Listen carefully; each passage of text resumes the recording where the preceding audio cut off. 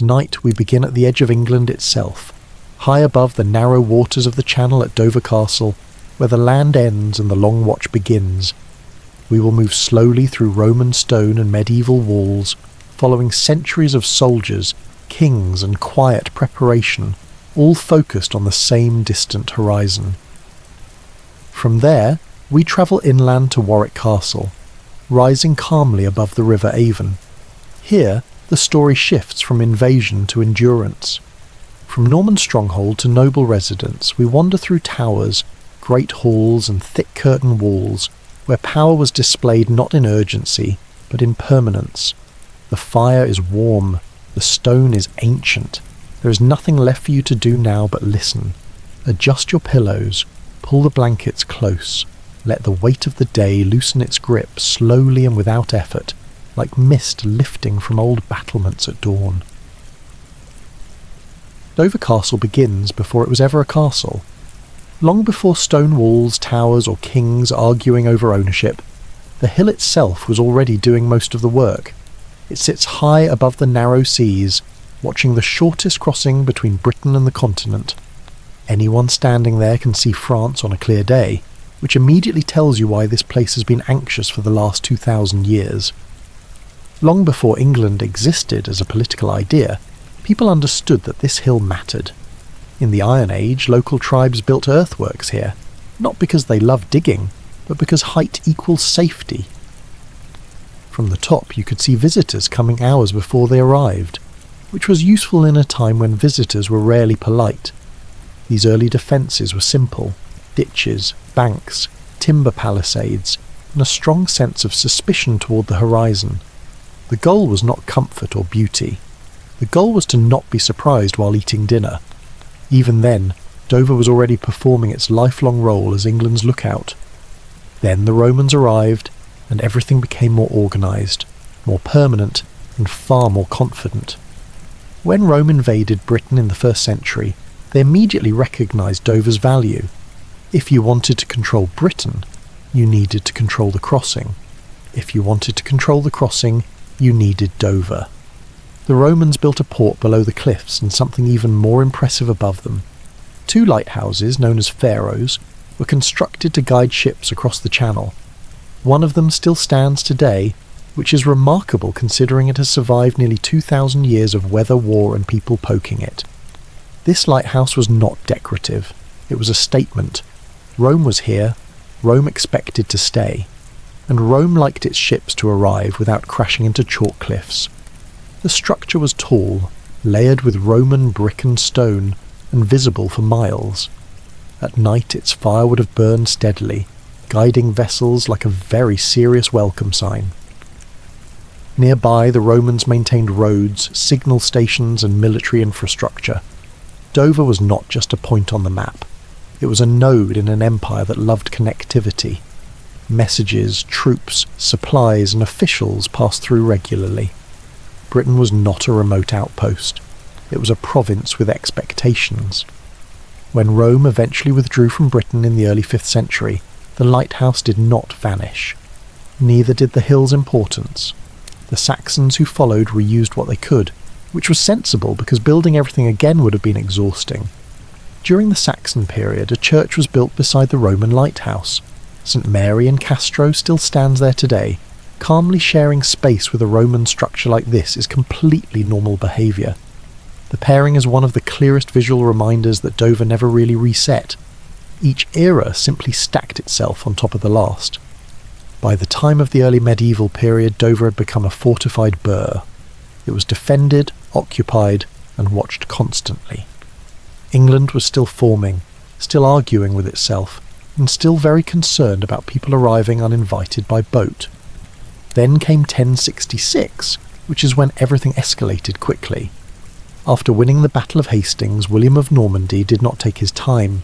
He marched directly to Dover. Control the port, control the supply line, control England.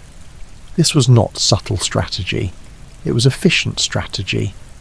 William seized the town and ordered a castle built almost immediately. It was not stone yet. It was timber and earth, raised quickly by soldiers who understood that speed mattered more than aesthetics. The goal was not to impress. The goal was to hold. This early Norman castle secured William's route back to Normandy. England was conquered, but it was not calm. Rebellions were frequent. Loyalty was unreliable. Dover needed to stay firmly Norman, even if the rest of the country was still deciding how it felt about that. The timber castle did its job, but timber does not last forever, especially in a place that expects to be attacked repeatedly. Over the following decades, the castle began its slow transformation into stone. Each generation added more, stronger walls, deeper defences, and fewer opportunities for enemies to feel encouraged. By the mid-12th century, Dover Castle was no longer a temporary fort. It was becoming something permanent, something heavy, something that clearly intended to outlast everyone currently involved. And then Henry II arrived, looked at what existed, and decided it was not nearly impressive enough. That decision would change Dover Castle forever. Henry II did not do things halfway, and he did not do them quietly. When he turned his attention to Dover Castle in the late 12th century, England was no longer a freshly conquered land. It was an empire with enemies, ambitions, and a king who believed castles should communicate all three at once. Henry ruled an enormous territory that stretched from Scotland's border to southern France. He crossed the Channel constantly, moving between England and Normandy like a man commuting between offices. Dover was not just a defensive site to him. It was the front door of his empire, and first impressions mattered. At the time, Dover already had walls and defences, but Henry wanted something unmistakable. He wanted strength that could be seen from the sea. He wanted permanence. He wanted a structure that quietly suggested invading England would be a very long afternoon. So he ordered the construction of the Great Tower. This was not a modest project. The Great Tower was massive, rectangular, and unapologetically dominant. Built in the 1180s, it rose high above the cliffs, visible to anyone approaching by ship. Henry spent an enormous sum on it, around £6,000, which in medieval terms translated to, "Please do not ask about the budget." The tower was not just a military structure, it was a royal residence, a symbol of authority, and a very heavy warning. Inside were multiple floors, fireplaces, private chambers, chapels, and thick walls that made optimism difficult for attackers. Around it, Henry ordered the construction of an inner curtain wall, wrapping the keep in stone like a protective embrace. Towers, gatehouses, and battlements followed, each designed to slow attackers while defenders calmly prepared their response. This version of Dover Castle was no longer just defensive, it was confident. It assumed attack was inevitable and planned accordingly. An attack did come. In 1216, during the First Barons' War, England found itself in a familiar position. The king was unpopular, the nobles were angry, and someone thought inviting the French might help. Prince Louis of France landed in England and marched toward Dover with the intention of claiming the crown. Dover Castle became one of his key targets. If Louis could take it, the Channel would open to him. If he failed, England would remain frustratingly defended. The siege was brutal and methodical. Louis attacked the castle's northern gate, battering it repeatedly with siege engines. The defenders fought back with determination, stone, and gravity, which has always been one of the most reliable weapons in castle warfare. The castle held. The great tower proved its worth. The walls absorbed damage. The defenders refused to yield. Eventually Louis withdrew, leaving Dover still very much English. But the siege revealed something important. The north gate was vulnerable. This information did not go to waste. After the war, the castle's constable, Hubert de Burgh, took charge of improvements. He was not interested in cosmetic changes. He wanted practical solutions. If attackers preferred the north would become unpleasant. A new gatehouse was built, stronger and better protected. More towers were added, walls were thickened. But the most important change happened underground. Dover's chalk cliffs offered a natural advantage. Chalk is relatively easy to dig, stable enough to hold shape, and very willing to become a tunnel. Hubert ordered a network of underground passages constructed beneath the castle. These tunnels allowed troops to move unseen, store supplies, and launch surprise counterattacks. If besiegers thought they understood the castle, Dover quietly reminded them that they did not. By the early 13th century, Dover Castle had become one of the most sophisticated fortresses in Europe. Above ground, it was intimidating. Below ground, it was quietly plotting. As the medieval period continued, the castle remained a key royal stronghold. Kings stayed there. Armies passed through. Supplies moved in and out. The castle watched the Channel day after day, doing exactly what it had always done. But warfare was changing. Gunpowder arrived, and stone walls everywhere felt suddenly less confident. Cannons did not care how thick your tower was. They cared how often you were hit. Once again, Dover adapted. During the Tudor period, Henry VIII took a particular interest in coastal defence. He liked castles, he liked ships, and he liked knowing exactly where France was at all times. Henry reinforced Dover's defences to withstand artillery. Bastions were reshaped, angles were adjusted. The castle became less medieval in appearance and more modern in function. It also became a convenient stop for the king when travelling to and from Europe, which meant upgrades happened quickly and without debate. Dover Castle was no longer just medieval, it was transitional, a fortress learning how to survive a world where explosions had become fashionable. When the English Civil War arrived in the 17th century, the castle found itself in another familiar position: important, contested, watching people argue about who should be in charge. In 1642, parliamentarian forces captured the castle in a daring night raid. It was swift, efficient, and surprisingly polite by Civil War standards. The castle avoided destruction, unlike many royalist strongholds that were deliberately ruined afterward. Dover survived once again. By the end of the 17th century, the castle had already lived several lives: Iron Age lookout, Roman signal station, Norman stronghold, Plantagenet fortress, Tudor artillery base, Civil War prize. And it was about to become something even stranger, because the next threat would not arrive by horse or ship. It would arrive with a French accent and very large ambitions. By the 18th century, Dover Castle had seen enough invasions, sieges and upgrades to qualify as a seasoned professional. Unfortunately, history does not reward experience with retirement. Instead, it introduces Napoleon. The late 1700s were an anxious time for Britain. Across the Channel, France was busy reinventing itself through revolution, empire, and an alarming number of uniforms. Napoleon Bonaparte rose quickly, and Britain watched him do it with the growing realization that he looked like the sort of man who enjoyed crossing water with armies. Dover Castle suddenly became relevant again in a very intense way. Britain's fear was simple and constant. Napoleon might invade, he might not, but if he did, he would probably come through Dover. The channel was narrow, the port was obvious, and history suggested ignoring Dover was a bad habit. So the government decided to do what Britain does best in a crisis: dig. Engineers reshaped the castle's outer defences on a massive scale.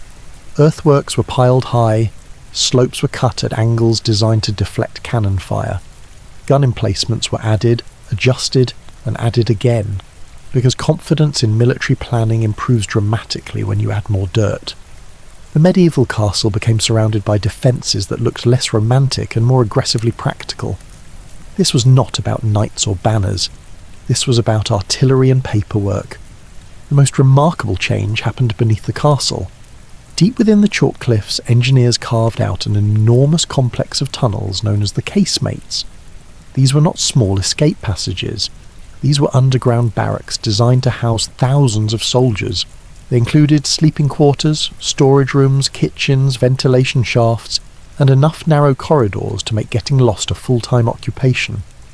Entire regiments could live underground, protected from bombardment and weather, while waiting for an invasion that never quite arrived.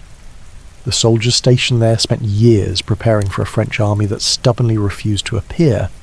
Many trained, many waited, many complained. All of them learned the exact texture of chalk walls.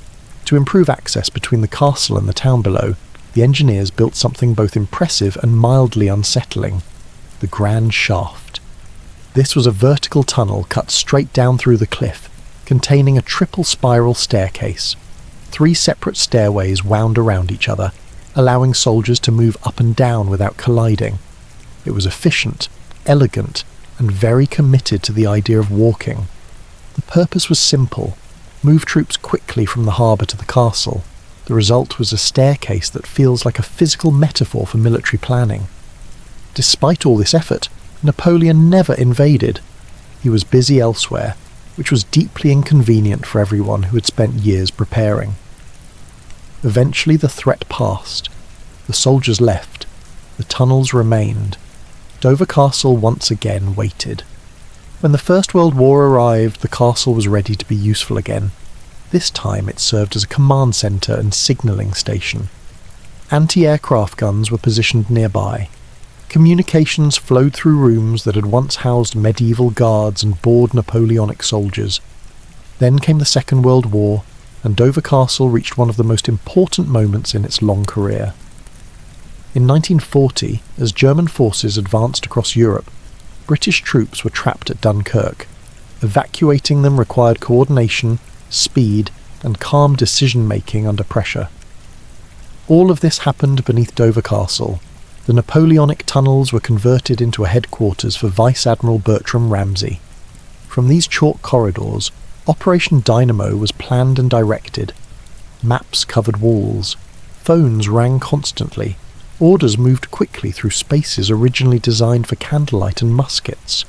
Over 9 days, hundreds of thousands of soldiers were evacuated across the channel.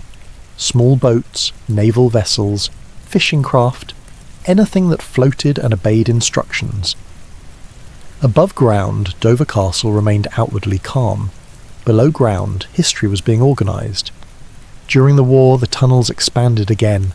A secret underground hospital was constructed, complete with operating theatres and wards. Wounded soldiers were treated deep inside the cliff, protected from bombing by layers of chalk and secrecy. Doctors worked under artificial light, surrounded by the quiet hum of ventilation fans and the distant sounds of conflict. The castle was no longer watching the sea, it was managing survival. After the war ended, Dover Castle might reasonably have expected to rest. Instead, the Cold War arrived.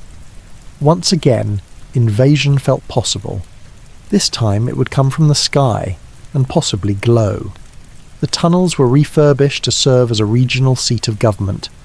If nuclear war occurred, officials would retreat beneath Dover Castle to continue administering what remained. Rooms were modernised, equipment installed. Signs posted calmly explaining procedures for the end of the world. Fortunately, this plan was never used. In 1963, the military finally decommissioned the castle. After nearly 2,000 years of continuous defence, Dover was allowed to become something else, a historic site. Today the castle is managed by English Heritage. Visitors walk through Roman ruins, medieval towers, Napoleonic tunnels, and Cold War bunkers in a single afternoon. Children run across battlements that once expected invasion. Tour guides explain global conflict beside picnic spots. Dover Castle still watches the channel. It still stands high above the sea. But now it does so quietly, with the satisfaction of a structure that has seen everything, prepared for everything, and somehow survived it all. And there is still one more part of its story worth telling. When Dover Castle stopped being an active military installation, it did not suddenly become quiet. It simply changed the type of people who walked its corridors. Where once there had been soldiers, engineers, and anxious officials preparing for invasions, there were now historians, caretakers, and visitors trying to figure out why the stairs were so steep. The transition from fortress to heritage site happened slowly.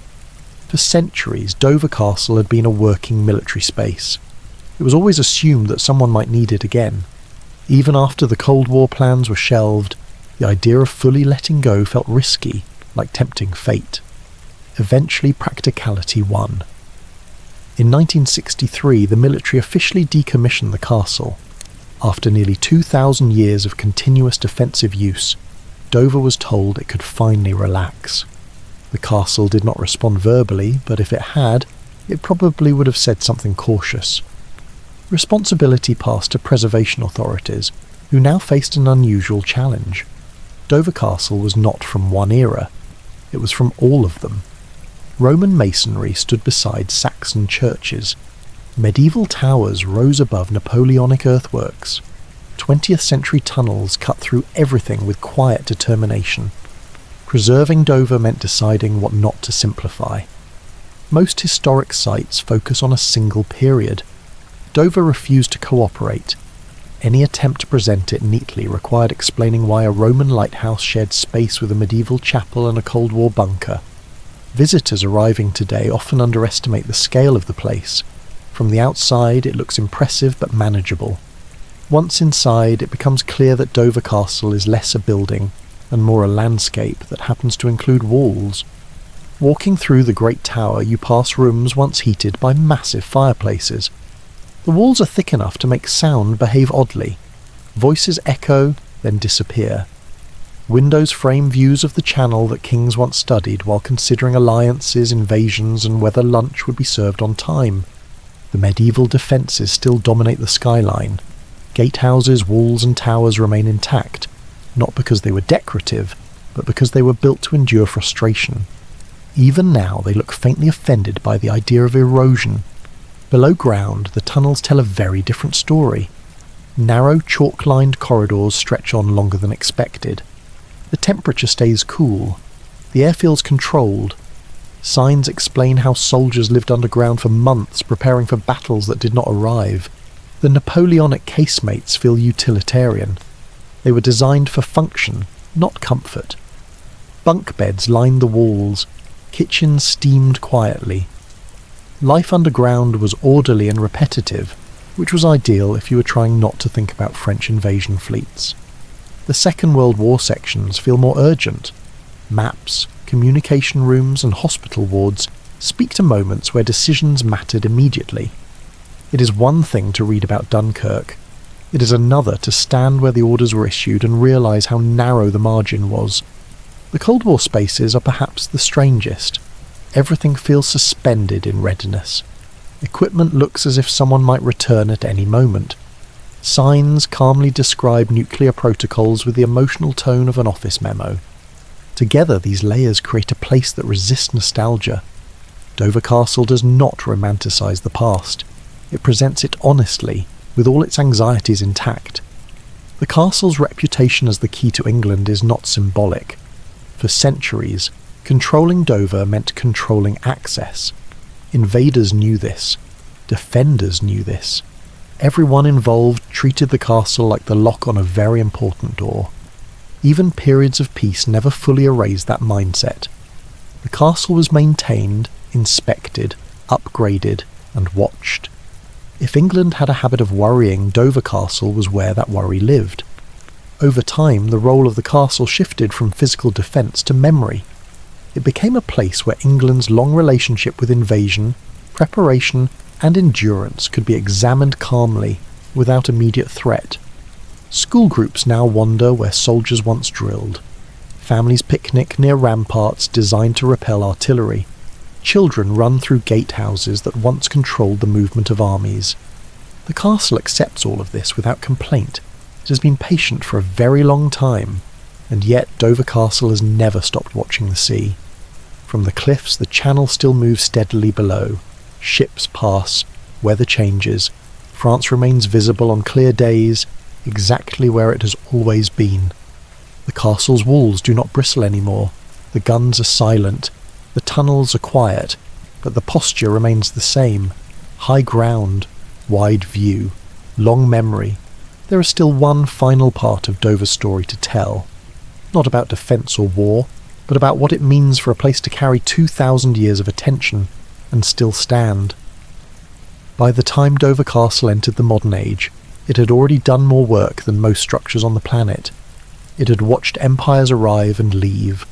It had adapted to new weapons, new fears, and new definitions of danger. And somehow, it was still standing exactly where it started, staring across the water like it always had. In the decades after decommissioning, the castle slowly settled into its new role, not as a weapon, not as a headquarters, but as a witness. Preservation teams worked carefully, not to freeze it in one moment, but to let its many moments coexist. That task was harder than it sounds. Most castles are remembered for a single era. Dover refused to choose. Any visitor walking the site moves through time without noticing the transitions. Roman bricks appear beneath medieval stone. Saxon churches sit comfortably beside Norman keeps. Napoleonic tunnels run under everything like the castle's subconscious. This layered history makes Dover slightly inconvenient for simple storytelling. You cannot summarise it without skipping something important, and Dover does not like being skipped. The Roman lighthouse still stands quietly near St Mary and Castro, having outlived the empire that built it. It does not explain itself. It simply exists. The Saxon church beside it still feels functional, as if expecting worshippers to arrive at any moment. Together they look like two neighbours who stopped asking questions centuries ago. The Great Tower still dominates the hilltop. Its walls remain thick, its rooms remain heavy. Standing inside, you get the sense that it was built to be obeyed, not admired. Henry II would likely be pleased with that. The medieval walls still trace their lines across the landscape. Gatehouses remain narrow, corners remain sharp. Nothing about the design suggests trust. These were structures meant to slow people down and make them regret arriving unannounced.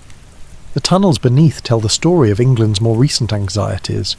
Napoleonic soldiers waited underground for an invasion that never came. World War planners worked in chalk rooms while Europe burned. Cold War officials prepared for scenarios everyone hoped would stay hypothetical. Each generation believed its threat was the final one.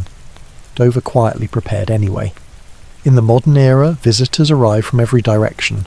Some come for history, some come for views. Some come because they were nearby, and the castle looked large enough to justify a detour. All of them walk through the same spaces that once held soldiers preparing for disaster. There is something slightly humbling about that. The castle does not perform. It does not dramatise itself. It simply presents what remains and lets the scale do the talking. Standing on the battlements today, you can still see ships crossing the channel. Ferries move steadily. Cargo vessels pass without ceremony. On clear days, the French coast is visible, close enough to remind you that geography has always been the real reason Dover mattered. England's relationship with invasion has changed. Threats now arrive in different forms. Borders are defended in quieter ways. But Dover Castle remains where it has always been, guarding a crossing that shaped the nation long before the nation knew what it was. The castle has outlasted kings, wars, empires and ideologies. It has adapted without ever moving. It has been rebuilt without being replaced. It has survived because it never assumed the danger was over. Today, Dover Castle belongs to memory. It belongs to history books, guided tours, and quiet moments when visitors pause at the edge of the cliffs and look out across the sea. The walls no longer expect attack. The tunnels no longer prepare for emergency. The lighthouse no longer guides Roman ships. But the posture remains: high ground, wide view, long patience. Dover Castle has spent more than 2,000 years watching the world approach, and it is very good at waiting. Warwick Castle did not begin with grandeur. It began with a sensible idea and a slightly aggressive location. The River Avon curves gently below a rocky outcrop, and at some point in the early medieval period, someone looked at that rise of land and thought it would be a very good place to watch people approach slowly, preferably from a distance, preferably while they were still deciding whether attacking was worth the effort. The earliest fortification on the site appeared in the year 914, during the reign of Ethelfled, Lady of the Mercians. She was one of the few leaders of her time who combined strategic planning with a practical understanding of geography. It was not a romantic structure. It was earth, timber, and urgency.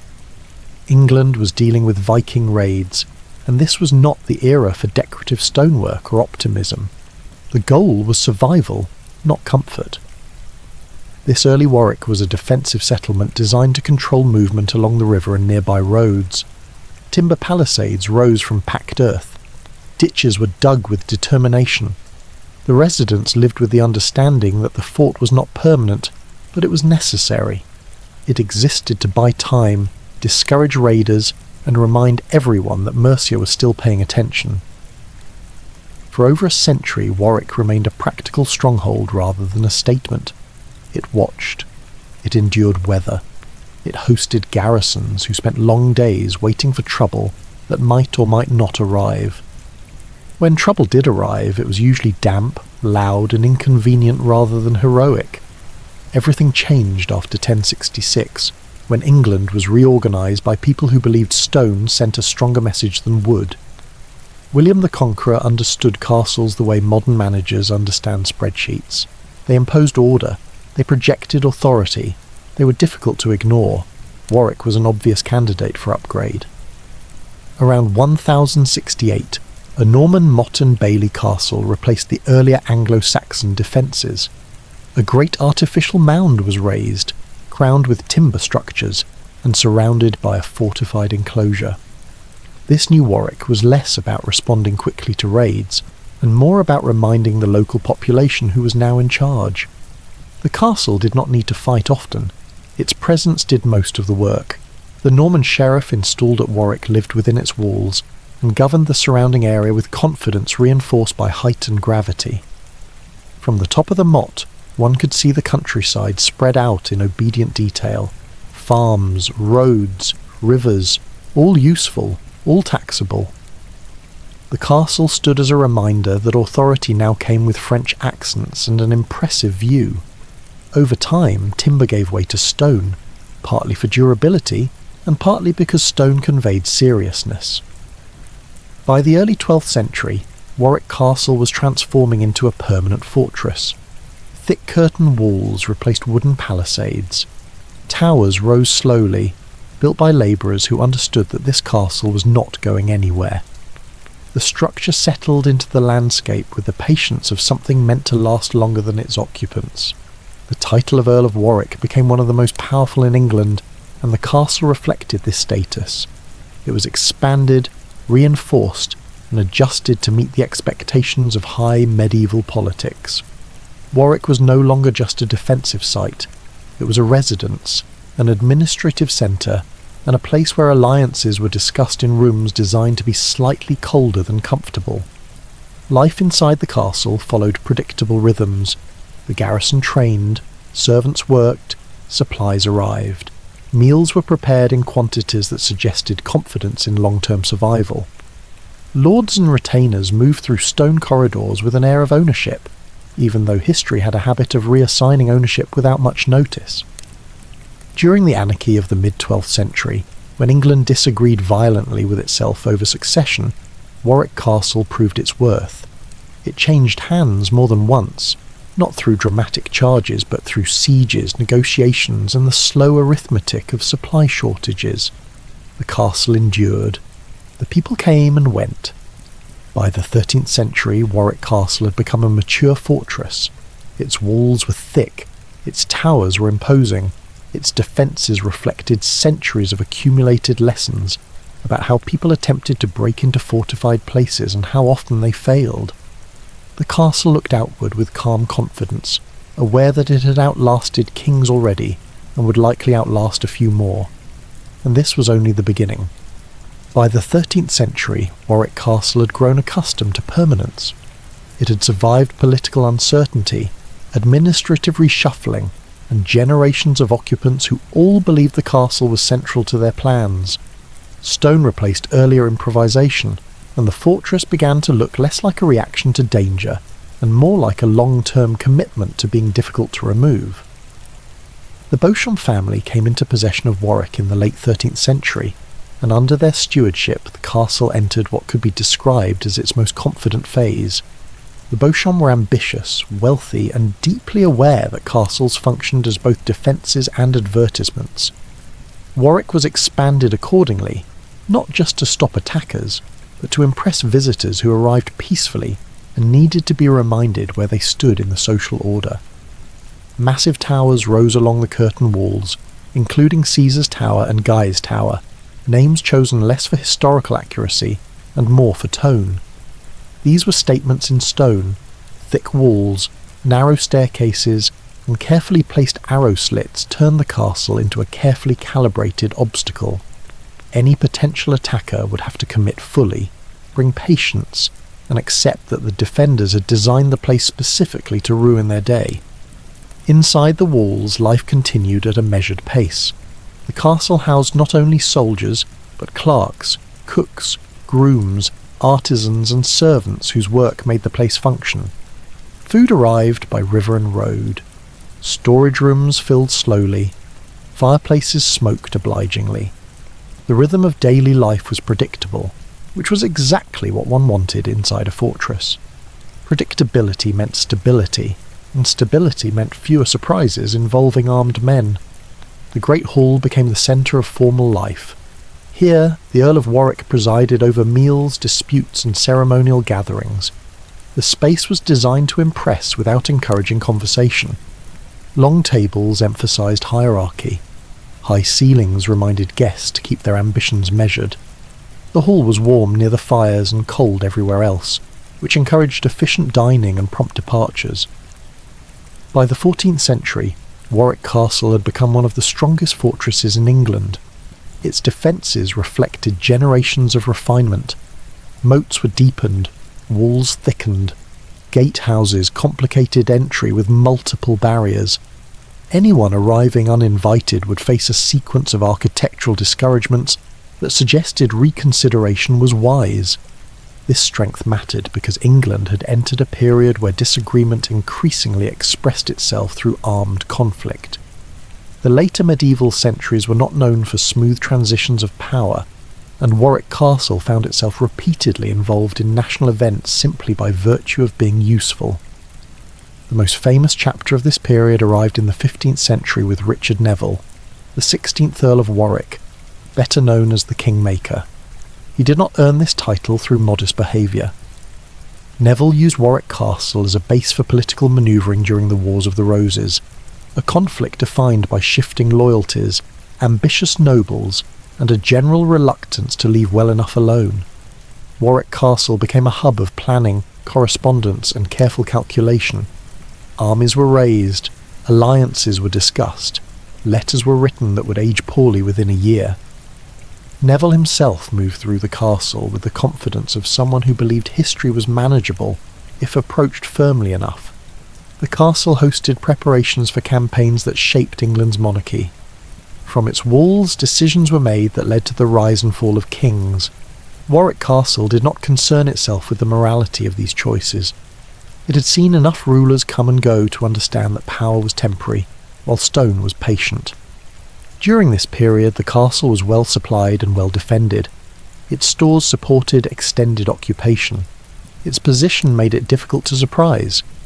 While battles were fought elsewhere, Warwick functioned as a secure anchor point, a place where plans could be revised after reality interfered with initial optimism. The Kingmaker's eventual defeat and death in 1471 marked the end of this particularly energetic chapter. Warwick Castle remained. Neville did not. The castle absorbed the change with quiet indifference. It had witnessed enough ambition to know how these stories usually ended. In the years that followed, Warwick Castle continued as a noble residence, its role gradually shifting as England stabilised under the Tudors. The need for massive private fortresses declined, cannons improved, politics changed. The castle adapted as it always had, finding new purposes within old walls. Its towers still dominated the landscape, its halls still hosted authority. But the constant readiness for siege began to soften into something closer to formality. Warwick Castle entered the next phase of its life not as a battlefield, but as a symbol of endurance in a country slowly learning to argue without fortifications. And time, as always, continued to move forward. By the time the Tudor dynasty settled itself onto the English throne, Warwick Castle was still formidable, but its purpose had begun to change. England was no longer quite as enthusiastic about private wars between noble families. This was not because everyone had suddenly become reasonable, but because the Crown had decided it preferred to be the only entity allowed to cause large-scale problems. Castles like Warwick adapted accordingly.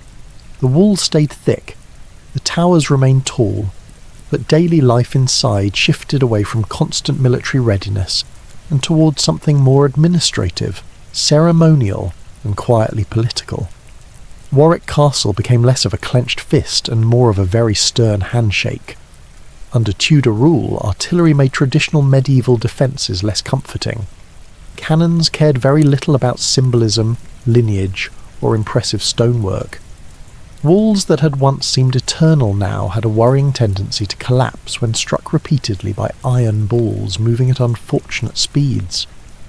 Warwick Castle was updated where possible, but like many medieval fortresses, it began to accept that the age of castles as unbeatable strongholds was ending. Instead, Warwick leaned into comfort and display. Interiors were refined. Living spaces became more hospitable. Windows grew larger, which was a clear sign that residents no longer expected arrows to arrive without warning.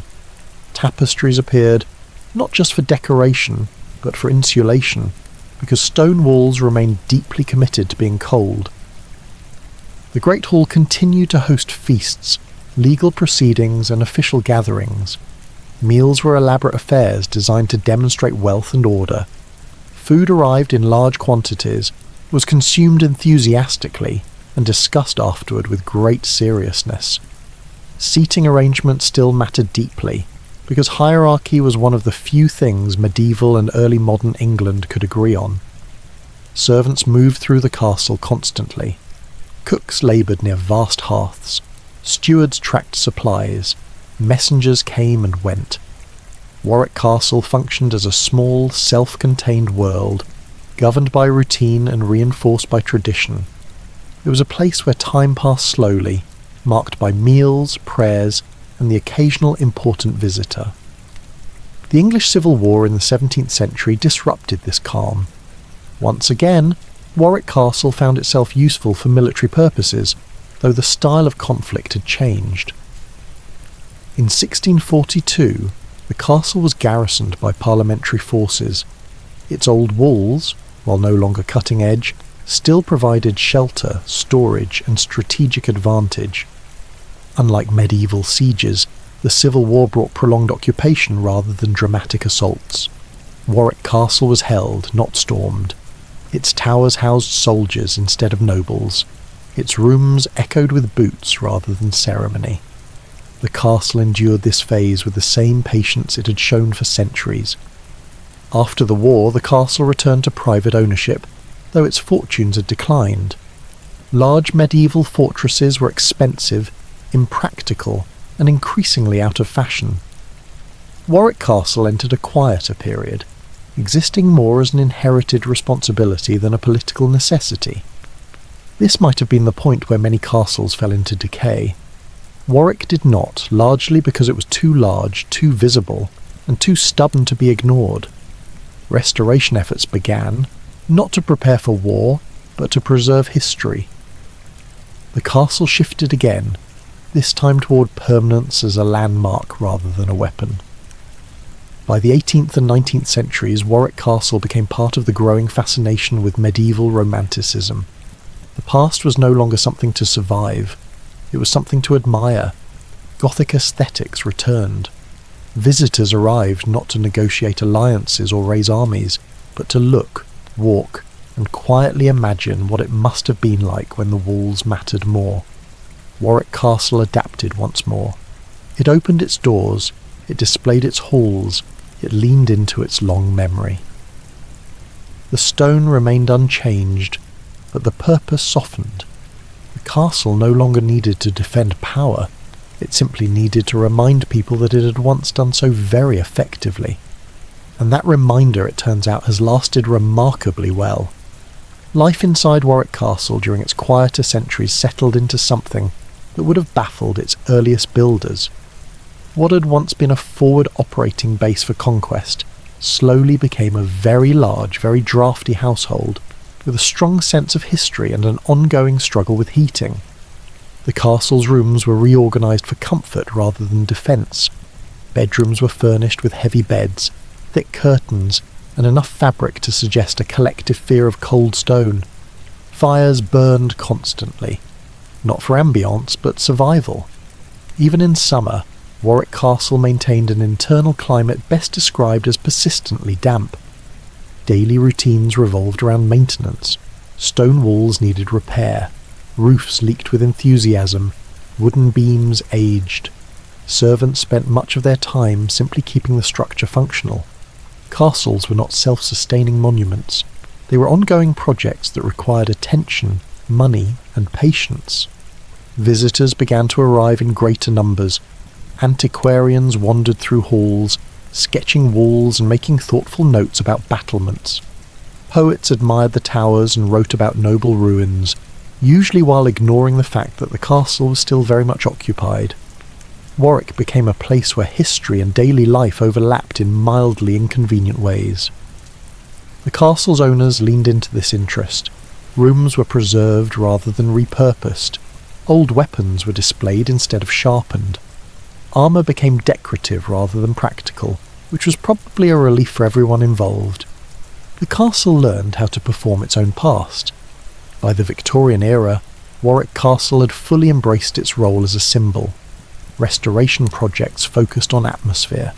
Towers were repaired not to repel invaders, but to look impressive against the sky. Interiors were curated to suggest medieval grandeur, even if some of that grandeur had been improved slightly for modern sensibilities. Tourism slowly replaced defence as the castle's primary function. Guests arrived expecting drama, history, and just enough discomfort to feel authentic. They walked the ramparts. They admired the Great Hall. They imagined sieges while standing safely behind railings. Through all of this, the castle remained steady. Wars passed, empires shifted, technology advanced. Warwick Castle continued to stand on its hill, quietly observing, quietly enduring, and quietly benefiting from the fact that no one had seriously tried to conquer it in quite some time. In the end, Warwick Castle survived not because it was unbeatable, but because it learned when not to fight. It adapted, softened, and allowed history to turn it from a weapon into a memory. And in doing so, it found a way to last far longer than most of the conflicts it once prepared for. As the 20th century approached, Warwick Castle found itself living through something it had never trained for. Peace. Not the brief, suspicious kind that usually came with reinforcements on the way, but a long administrative peace filled with paperwork, planning, and an increasing number of visitors wearing sensible shoes. The castle passed into the care of the Tussaud family in the 1970s, a development no medieval builder could have predicted. Warwick, once shaped by kings, earls and soldiers, now entered an era guided by curators, historians, and people whose primary concern was whether the gift shop was positioned logically. This did not mean the castle lost its dignity. It simply learned a new routine. Cannons were polished instead of fired. Armour was dusted instead of worn. Towers were reinforced so people could climb them without falling dramatically into history. Events replaced battles. Where once there had been sieges, there were reenactments.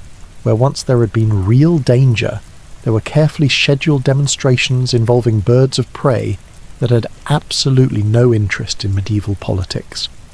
The castle adjusted well. It had always been good at hosting large groups of humans with strong opinions. Inside the walls, rooms were staged to suggest life in earlier centuries. Tables were set as if dinner had just finished.